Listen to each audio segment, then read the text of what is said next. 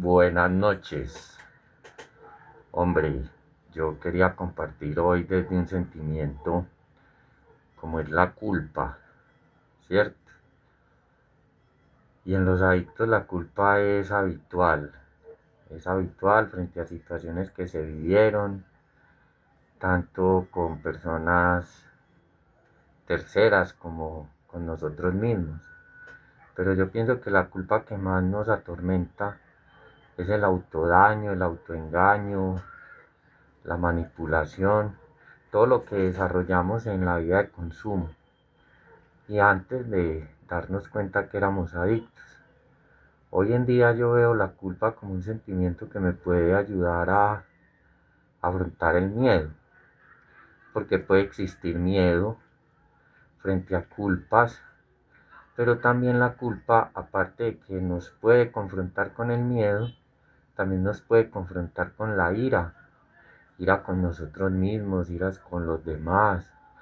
Pero también muy importante, la culpa nos puede llevar a volver a realizar ese inventario, ¿sí?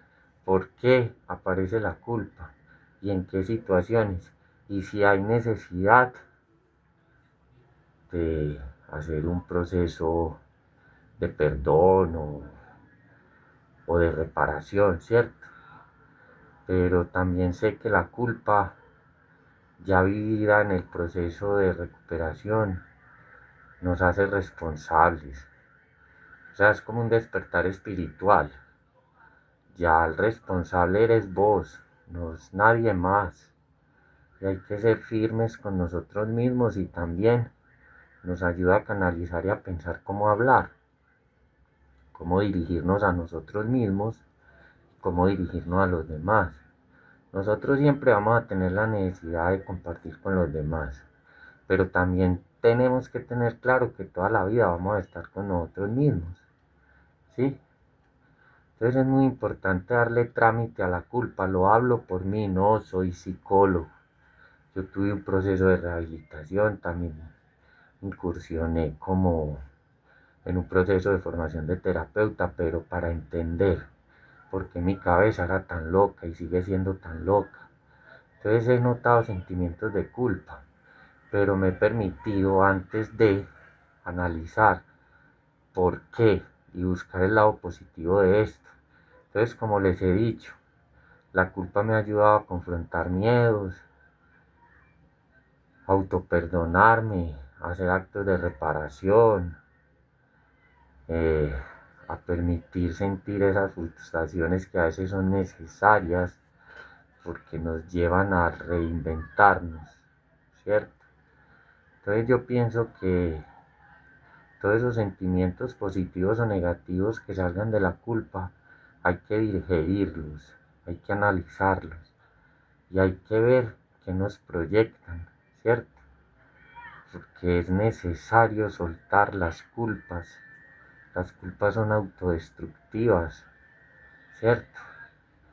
Y lo importante de esto es que cuando estamos en un proceso de recuperación y sentimos culpa, yo pienso que lo más importante es acceder a un momento con nosotros mismos, de quietud, de no hacer nada, ¿cierto? Dejar la mente quieta y analizar por qué nos mueve la culpa, qué puede estar indicándonos, porque la culpa también es un factor de recaída, ¿sí? Es muy importante que me entiendan frente a lo que yo transmito, porque son cosas que me pasan en el diario vivir. No soy perfecto, he tenido 1000 recaídas, ¿cierto? Pero trato que con dignidad yo me vuelvo a parar y miro, y he detectado que la culpa me ha llevado a eso. Entonces veo la culpa hoy como un termómetro que me permite enfrentar el miedo, tener dignidad para hablar y fortalecer ese amor propio. Muchas gracias, solo por hoy. Detectaré por qué las culpas pueden ser positivas o destructivas y qué hacer con ellas. Gracias. Chao.